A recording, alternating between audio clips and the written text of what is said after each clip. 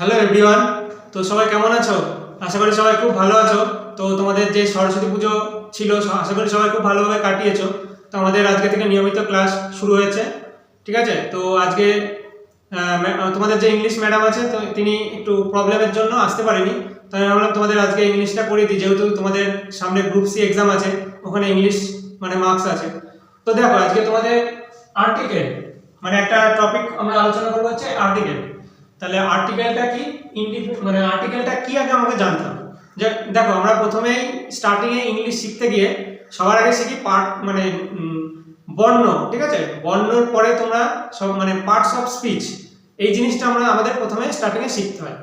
তো আর্টিকেলটা তোমরা noun pronoun এসব মানে এগুলো জানো, অনেকেই জানো, ঠিক আছে?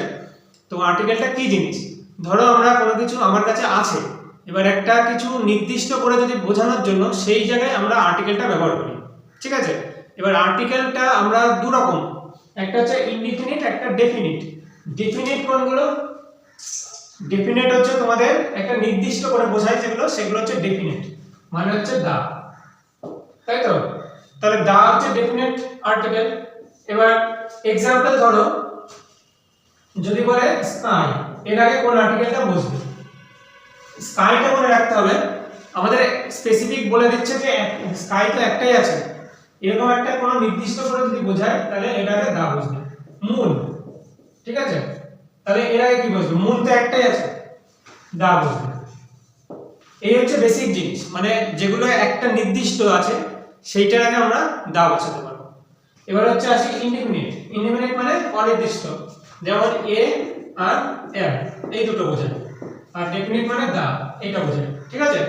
এবার হচ্ছে এ আর এম, এখানে দেখো দুটো জিনিস আছে, বা দুটো জিনিস তো আমার যে কোনো জায়গায় যা খুশি বসালে হবে না, জানতে হবে যে কোথায় এ বসবে কোথায় এন বসবে। তো আমরা ছোটবেলায় প্রথমেই মানে যে বর্ণমালা শিখেছিলাম সেখানে ভাওয়েল, ঠিক আছে?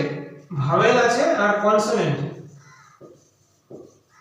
এই দুটো শিখেছিলাম। এবার ভাওয়েল কোনগুলো সবাই কমেন্টে জানিও, ঠিক আছে? ভাওয়েল কোনগুলো? ভাওয়েল হচ্ছে এ ই আই ও ইউ, এই হচ্ছে পাঁচটা তোমাদের ভাওয়েল। আর বাকি যেগুলো বাঁচলো সেগুলো হচ্ছে কনসোনেন্ট। এবার এই ভাওয়েল যেখানে আসবে সেখানে এন বসাবো, আর কনসোনেন্টের আগে এ। এবার এর কিছু ব্যতিক্রমী রুলস আছে, ঠিক আছে? এবার ধরো তোমাদের ভাওয়েলের মতো ভাওয়েল আছে কিন্তু উচ্চারণ কনসোনেন্টের মতো, সেগুলোর আগে তোমাদের এ বসাতে হবে বা কিছু কিছু ক্ষেত্রে দা বসাতে হবে। পরপর রুলসগুলো আমি তোমাদের নেক্সট ক্লাসে পড়িয়ে দেবো, ঠিক আছে? তো ভাওয়েলের আগে যেমন एग्जांपल ধরো egg, E double G, egg. এগের আগে কি বসবে? আমরা কোন আর্টিকেল বসবে? এগের আগে আমরা এন বসাবো, কারণ হচ্ছে ইটা ভাওয়েল। তাহলে যে বয়, তাই তো? বি ও ওয়াই, বয়। বয়ের আগে কি বসবে? এ বসবে, কারণ বিটা কনসোনেন্ট, ঠিক আছে? এরকম ভাবে তোমরা এরকম আরো एग्जांपल আছে, আমি পরপর এ লাই ও এ লাই, লাইনের আগে কি বসবে? এ বসবে, যেহেতু এল কনসোনেন্ট। তারপরে আরো আছে তোমাদের pen, pen P E N, পেনের আগে যেহেতু পি কনসোনেন্ট এ বসবে, ঠিক আছে? And, A N T, and এর আগে কি বসবে? যেহেতু এ ভাওয়েল এন বসবে, তাই তো? তো এই হচ্ছে তোমাদের একটা বেসিক স্ট্রাকচার আমি দিয়ে দিলাম। এরপরে ম্যাডাম ক্লাস নেবে, তোমাদের আরো ভালো করে ডিটেইলসে বুঝিয়ে দেবে, আমি জাস্ট বেসিক স্ট্রাকচারটা বুঝিয়ে দিলাম। এবার আর যে রুলসগুলো আছে, কিছু এক্সেপশনাল ব্যতিক্রম রুলসগুলো রয়েছে, তো সেগুলো পরপর আমি স্টেপ বাই করিয়ে দেবো, ঠিক আছে? তো সবাই ভালো থেকো, আর ক্লাসটা কেমন লাগলো জানিও। আর কারো কিছু মানে জিজ্ঞাসা থাকলে কমেন্ট সেকশন আছে, সেখানে গিয়ে কমেন্ট করো।